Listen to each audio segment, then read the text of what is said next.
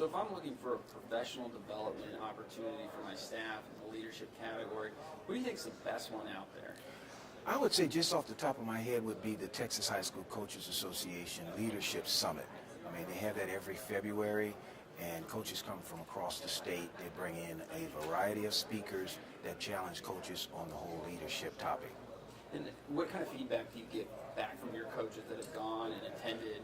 Just something most coaches, when you tell them that they need to go to training, will come back and initially they will tell you that they don't need any training, they're good. But when they come back, they say, man, I'm glad you encouraged me to go because it made me look at things a little differently. And I think I grew as a professional and as a person.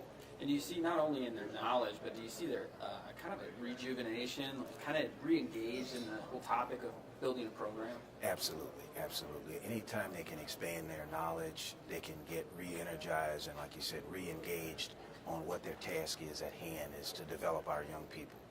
That's awesome. That's awesome. Okay, so first, when do you conduct your UIL compliance meeting? Okay, we conduct our UIL compliance meeting in early August, normally around the 6th or 7th of August, before all the teachers come back to school officially. We have approximately 900 plus coaches in the Dallas ISD. That's including high school and middle school. So we divide into two sessions. We'll do a morning session and an afternoon session. Normally we split them by high school and middle school and go through the entire UIL orientation that's required of all coaches, which includes compliance matters. Man, what are some of the things that you've learned about running such a big, it's almost like a conference. That is bigger than the THSADA conference with 900 people. Yes, well, it's no different. We just happen to be large. We have the same goals as smaller districts, even if you're in a one-school district. We have the same goals. We want to develop our young people to reach their full potential, keep our teams as competitive as they can possibly be. And we know in a given year, every team can't be great and win a state championship, but that doesn't mean that our leadership, our coaches, can't train and develop their kids as if they're state champions. And what are some of the topics that you go over? I mean, is it an agenda that's pretty consistent, or do you rotate it every couple of years? No, it's pretty consistent agenda. We try to follow the UIL's guidelines in terms of their orientation. We cover topics on academic matters, eligibility matters, scheduling limitations. We start the whole training session in compliance telling them our concept and focus in Dallas is we don't want to win ball games at any cost.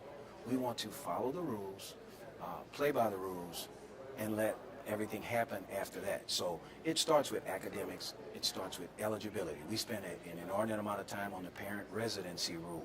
As we, in a large district, we're always dealing with transfer students. As families move from different locations, are they eligible to compete on our varsity teams? So we spend a lot of time on that. We remind them about things like the 8-hour rule, that they can practice between Monday to Thursday. There is a limit. We're still in the academic business, so we can't keep kids there till 10 o'clock at night practicing. So we remind them of all of those critical matters that it takes to be a coach. We go over things like sportsmanship. We remind them about the dangers of hazing. And if you don't manage your teams properly, you can find yourself in a real pickle dealing with some hazing matters. So those are some of the key elements that we focus on: academics, eligibility, scheduling, budget matters. You can't give, you don't have unlimited budgets. You have to stay within your constraints in terms of what your allotted budget. We talk to them about managing and dealing with our parents. They're gracious enough to let us have their students for a short period. We have to respect the parents as we respect their children. And I mean, if I'm coaching with you for 10 years in your ISD, I mean, is it the same meeting every time, or how do you try to mix it up and keep people engaged in very important topics? It's never the exact same. However, as we do our beginning of the year compliance session, we try to follow, as I said earlier, the UIL lead, because there are critical pieces that you are required to cover. So after we cover those, we also address trending topics, things that are popular like social media that we didn't have to deal with 20 years ago. So it changes with the times. If there are hot issues that the UIL is encouraging us to focus on because other schools have gotten in trouble on some matters that we may have overlooked, we focus on those areas. So it's never the exact same, but the core stays pretty much the same. I mean, students have to be eligible before they can play.